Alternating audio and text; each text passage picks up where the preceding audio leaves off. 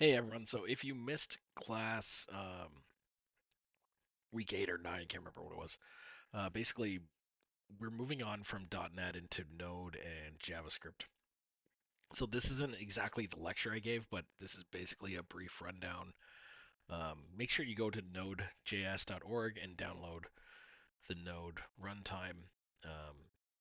You're going to want to look into what Node actually is because you don't want to just willy nilly use it kind of thing. But again, this is not what this supplemental lecture is about. But effectively, Node allows us to run JavaScript server side. However, I'm just going to show you what we're basically doing. So, what you want to do is start up a new project, or sorry, open up VS Code to a blank folder anywhere. It doesn't matter on your computer. And I'll just do one here. I'm going to call it demo. Oops. demo. Demo. There we go. Ugh, I screwed up. Hold on. There we go. Let's do it here. Demo. And just click open. You should have a blank um, VS Code. Now, what you want to do is go up to terminal, go new terminal, and make sure your node is installed. So you can just type node dash dash version, and it should give you the node version that you're on. Um, I don't have the latest one. It's not a huge deal. We're not doing anything crazy. But one important thing, if you upgrade it to V22, I think, what you want to do is check if npm was installed properly, because Node Package Manager we need to install Express and some of the other items that we're going to use, like SQL. And I noticed that version 22 of Node, I don't know if they changed the path for npm or what really happened, but a lot of people either needed to reboot or add administrator rights to use npm. So just be careful on that.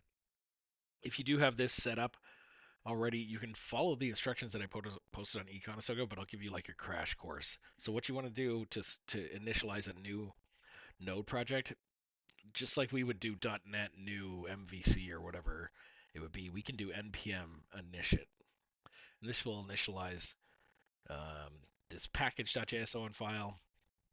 And I usually just leave everything by default.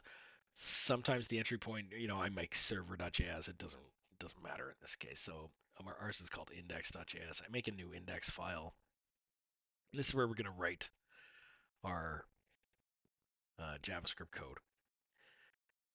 Now, again, I'm blazing through this pretty quick because this isn't the exact lecture, but you want to check out npmjs.com. And Node Package Manager is the equivalent of, say, Microsoft's package manager, which is NuGet. And this is where, developers or companies will put up code that we can use so we don't have to reinvent the wheel. When I say reinvent the wheel, we want to create our own web server, but we don't want to have to create all of the things that we would need in order to make a web server from scratch, right? We don't want to make the HTTP requests connections. We don't want to make the difficult code when it already exists. So this Express module allows us to have a lot of control over our web server, but still not do the low dirty coding that we would need to do in order to make one. So what we'd want to do is just type npm install express, and then any npm install whatever module is whatever it's called on npmjs.com. So this will install express modules. And quickly, if you notice, the package.json file has a section called dependencies, and you can see there's this will tell our program what dependencies. Sorry, this will tell other developers what our program relies on in order to run. So this would be Express. And quickly, again, not the lecture material. I'm just showing you how to make this. But if you do want to look in the Node modules folder, because that just got created, if you look in here quick and you go to the Express folder, because that's the module we installed, notice that it has package.json, it has an index.js file. If you click on their package.json, you'll see how the developers for this have laid it out, but also you'll note important dependencies in here as well. And if you ever wondered why your node modules folder is so large, is because even though we installed just Express requires modules as well. So it requires accepts, array, body parser, content, etc., etc., etc. So when we download the Express module, it will, the npm installer will automatically go through the dependencies for Express, and then it will go up to the next one, go through the dependencies for these. But you can actually look in here, and if you want, look at the source code on how this stuff kind of works.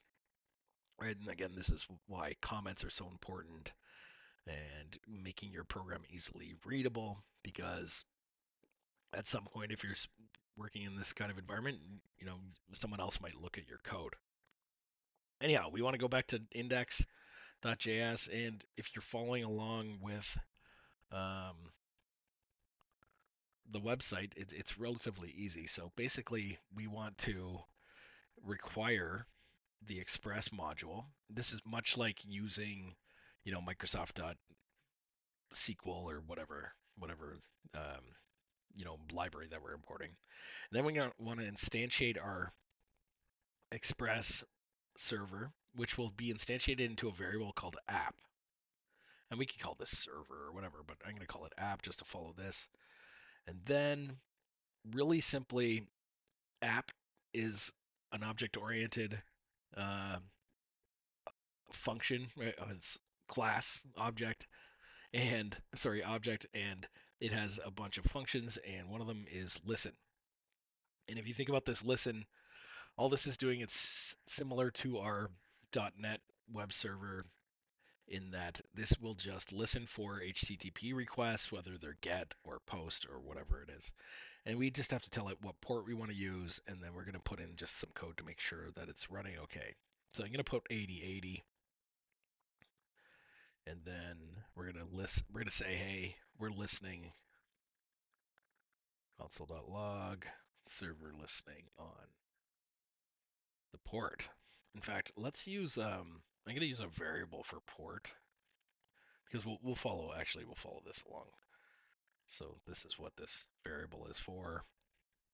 And it says listening on port. It'll be 8080. Funny to note, again, we talked about this at the start of the semester, but port 80 is HTTP 443 is HTTPS. Developers way back in the day, when switching from production to development, they were just lazy. That's why they have 8080, because it's easy to press. Anyhow, so if I run this code, this should spin up a very simple web server. You can easily test this. In fact, I'm gonna, on this output where it says server listening on, I'm just gonna put in HTTP localhost, just like this, so that when I run the server, I can actually click on this. So it goes over here. If you did this right and everything works, you should get something that says cannot get. And you might think, oh, that's an error, because it does say error up there. And it is. But the reason we cannot get is because we didn't make a route for our index yet. Right? So imagine in .NET, we would have to create a controller for home or a controller for person if we made that thing. This is kind of similar, except for we don't have necessarily a controller in this one, but we're going to actually make the route inside of our index. So I'm going to make a route, and again, you can look through this code to see exactly how it works, but this is, again, crash course. And we just say, hey, app.get, and you'll notice app has .post, it has .delete, it has all of the HTTP requests, and we're just saying, when someone asks for a get at home, or whack or index, I'm going to send out hello world. Relatively simple. Let's say I want to make two, maybe one is home and one is about. I can make the route like this, right? So we have two kind of web pages, and we can test this out. Don't forget, you would have to stop your server from running and reload it when you change your code in here. In fact, I'm going to use NodeMon. It's a module that checks for changes in the file, so I don't have to constantly reload the page. Anyhow, so you can see I refresh the page. There's our hello world. If I change the URL to about, you can see there's our hello about. So we have two web pages and two routes running, right? So I would go ahead and comment this route index for get. Maybe we could just say get route. And this one could be get route for about.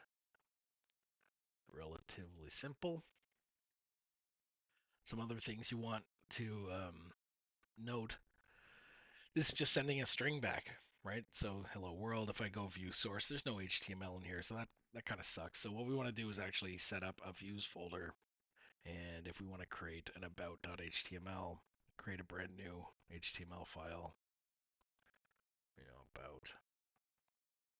And instead of sending back our string, we're going to do res. Res stands for response because um, our route is having a request, which is what the REQ will determine, and then res response will say what we're sending back. So we're going to do res.send file, and then we're going to give the path to our about.html. Now, a couple things with this path you might want to note. There's some code right here. Notice it says update the routes to return these HTML files, and then it gives this const path at the top. Part of the purpose of this is because Node works with absolute paths as opposed to relative paths, and this also um, happens later when we do assignment 3. We're going to need to launch this to a cloud service, so this path thing becomes important. This actually gets our absolute URL for us, so we can do path.join, and we're going to use the directory name, dir name, and then whatever the file is called. So we're going to do views and then about.html, right? So we're going to try that. And if I refresh my page on the about page, I should get my about.html, which I do. So now I can update this here. About page. Put a p tag, hello world. My first node view in Express, right? And there's my page. So we can get some pages going. Pretty cool. Again, crash course in this. You also want to be able to make sure you can serve static files. What this means is because we are developing a dynamic website, we're not actually serving this HTML file. What we're doing is here's our route, which again we've called about, but this send file is reading the file first and then sending it to the client browser as effectively a string. So it's not really, it doesn't really care about, right? It doesn't even care if about was called something else because the route actually cares what it is. So I'll say this again. In fact, let's make another example. Let's say I make a route for FAQ, and our route is FAQ, and I want to make a new view, and I'm going to call it whatever.html. Doesn't matter, right? But in whatever.html, I'm going to call it FAQ. And over here, our route is going to send back whatever.html. Now it doesn't care if it matches this route. I can send whatever file I want to back here, right? So if I did this properly, I should be able to go to FAQ and still get the page, right? The only reason we keep these similar is because for us as humans or developers, it should be, or we want it to be as obvious as possible. Hey, I'm working on the about route, so go make sure that we're sending the about view back. The same for FAQ. I would never call it whatever. I would probably call it FAQ. Now, why this relates to static files are because, like I said, we're developing a dynamic websites. So this means we process things before we send the data back to the client, right? So in this scenario, we're actually processing a file here and then sending the file, or the completed HTML back to the client. And we showed this before. Basically, res.send will let us send anything we want. Now, there are scenarios where we don't want to create a route for every little thing that we do. For example, if I had a folder called images, and let's say I drop an image in here, and let's say I dropped 1,000 images in here. From what you know so far, we would have to create a route for every image, right? So let's call it just SpaceX, whatever, right? And then I would have to go to that folder, read the SpaceX image file, and this would really suck. Imagine, again, thousands of files. You're on CNN, or you're the developer here. You're not going to make a route for every one of these. So what we can do is create a static folder. If we call it public, and we drop our images folder into here, And let me download an image first. So I just quickly downloaded an image called spacex.png. I put it in the public images folder. If I want to have access to this folder, I actually have to tell our Express server that, hey, this folder contains stuff that I want the world to have access to. So we do this by just doing app.use. This is called middleware. You should check the slides for this one to learn more about it. But now when I use this public folder in static, it means everything inside of here is now accessible. So what I can do is go to localhost 8080 and I don't type in public images spacex.png. I don't need this public because we're just telling Express that's where everything's located. So I get rid of this and just images SpaceX, and you notice there's the image. So this means now inside of our other web pages, we can do stuff like image src equals images slash spacex.png. It should be like, sorry, it's been a while. There we go. And if I go to our about page, I should be able to see the embedded picture. Pretty simple, pretty cool, right? So that's the basic um, Express server and how to build one.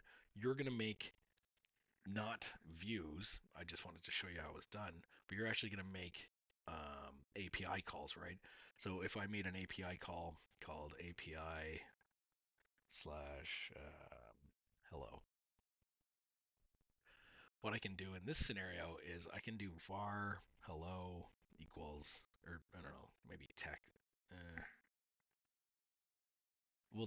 let's make a person, right? So person object, first name, last name, oops, right? And then now instead of sending back a HTML file, we can send back JSON and send back this person, which is kind of cool. We'll run our node. And if I click on here and go to API slash hello, there you go. Pretty awesome because now we can write our own APIs. I think you guys are consuming APIs in your other class, but now you can not only consume them, but you can also write your own. Now, I've just hard coded an object in here, but you will eventually want to connect to SQL, and I posted a tutorial on how to do that. So Express as an API connecting to a DB. You are going to have to read this yourself. As a reminder, I did show it in class, but there is example of code in here so that you can just look at. But this will also install SQLite and etc. But that would be your job. You should have came to class, right? So that's pretty much it for that part. Now, if you look at the latest assignment, it tells you to do this. It tells you to create or mimic um,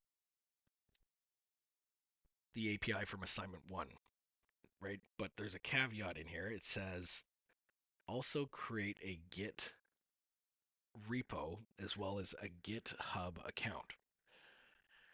So we do have to do that. Couple things with Git and Node. First of all, we don't want to give the Node modules folder out to anyone because we can delete this folder. And to get it back, all I have to do is type npm install. And when I type npm install, it runs the dependencies in the package.json and it makes this node modules folder by downloading all the modules, which is great because it saves us space in our Git repos and all of this kind of stuff. But we have to tell Git, first of all, that we don't want this node modules folder. So I'm going to make something called git ignore. And inside of the git ignore folder or file, I'm going to say, I'd like to ignore the node modules folder. That's number one. Make sure you do this git ignore before you initialize your GitHub, before you initialize your Git repo. Otherwise, it's a bit of a pain later on to delete files. And anyway, okay. So hopefully you have an idea of how Git works, but there are some instructions in here that should help you out. But I'm gonna do it really quick just so you can see it. So I'm gonna do git initiate, just like npm initiate. This initializes our Git repo, our local Git repo. And for this case, I'm going to say git add -a, which will add all of the files to our Git repo. And then finally, I want to commit. So I do git commit -am, which in turn allows me to add a comment. So I'm going to say my first commit, right? And these all get added to my Git repo. Now, if you open up this folder, let's see, this one, what do I get here? Yeah, here we go. So if you open up this folder, whether you're in Windows or Mac, doesn't matter. I have view hidden files turned on. And if you do this, you'll actually see a .git folder when you initialize. So all of your Git commits actually stored locally on your computer. We haven't hooked this up to anything yet, right? So, we can still use Git and have these Git repos on our computer. If we make changes in here, I can commit them, but we want to have a backup of these. So what we want to do is set up a GitHub account. Now, I'm going to show you quickly how mine works, but there is a setup involved with this, including SSH keys and all sorts of stuff, which I've done many times in the past. I'm not going to show you how to do it, and I don't want to delete mine. But you're going to have to go to git-scm.com, download the appropriate Git server for your laptop or computer or whatever at home.